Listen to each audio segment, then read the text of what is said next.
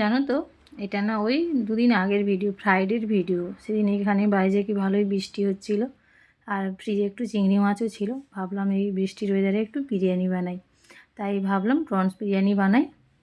একটু কম করেই চিংড়ি মাছটা ছিল, তাই ফ্রিজ থেকে বের করে নিয়েছি। ব্রেজ করে এটা জল দিয়ে একটু করে রেখেছিলাম। তারপরে এই যে বরফটা ঝরিয়ে হয়ে যেতে তারপরে এই যে চিংড়ি মাছটা যে ম্যারিনেট করে নিয়েছি। কিছুই নয়, রেগুলার যেগুলো হয় যেমনই হয়। আর সবাই তো এখন বিরিয়ানি বা কেমনভাবে বানাতে হয় সবাই জানে, কিন্তু আমি যেভাবে ঝটপট করে বানাই সেটারই রেসিপি তোমাদের সঙ্গে শেয়ার করছি। চিংড়ি মাছটা এই যে এখানে নুন আর একটু গোলমরিচ, একটু শুকনো লঙ্কার গুঁড়ো হালকা আর দই দিয়ে ভালো করে ম্যারিনেট করে দিয়েছি। একটু বিরিয়ানি মশলাও দিয়েছি, দিয়ে ওটা একটু ম্যারিনেট করে রেখে দিয়েছি। আর এখানে পেঁয়াজটা কেটে রেখেছিলাম, সেটা বেরেস্তা করে যে ভেজে নিলাম। আমি খুব কম ঝাল দিই, কারণ আমার ছোটো মেয়েকেও আমি একটু একটু করে খাওয়াই, কারণ ও খুব চিংড়ি মাছ ভালোবাসে। বড় মেয়ে যেমন ভালোবাসে, ছোটো মেয়েও সেরকম খুব ভালোবাসে, তাই একটু কম ঝাল দিয়েছি। ওকে চিংড়ি মাছটা দিয়ে দেবো আর একটু সাদা ভাত দিয়ে দেবো, ব্যাস। এই যে এখানে মশলা করার জন্য চিংড়ি মাছটা দিয়ে রান্না করবো, তাই তেলে এখানে আমি গোটা গরম মশলা দিয়েছি। তারপরে যে বেটেছিলাম পেঁয়াজ রসুন আদা, সেটা দিয়ে দিলাম।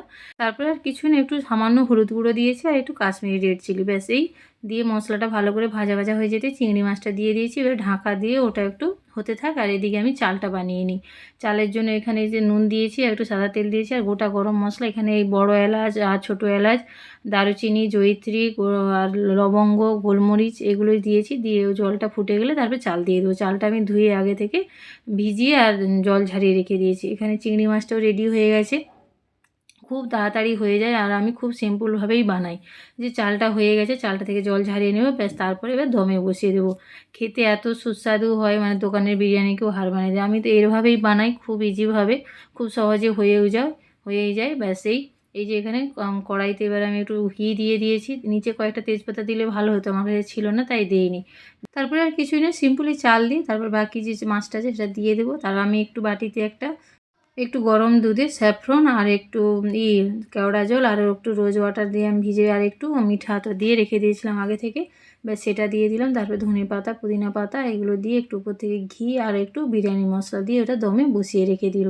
10 থেকে 15 মিনিট দিলেই বিরিয়ানি রেডি। সত্যি বলছি, খেতে খুবই দুর্দান্ত হয়েছিল, খুবই সুন্দর হয়েছিল। সবাই খুব ভালোভাবে খেয়েছি, আমরা খুব এনজয় করেছি। আর আমি এভাবেই খুব সহজেই বাড়িতেই বিরিয়ানি বানাই। এখানেও বিরিয়ানি পাওয়া যায়, কিন্তু আমার অতটা খুব একটা পছন্দ হয় না। আর আমরা সবাই চিংড়ি মাছ খেতে খুব ভালোবাসি, তাই এই বিরিয়ানিটা খুব পছন্দ করি। চলুন আসি, টাটা।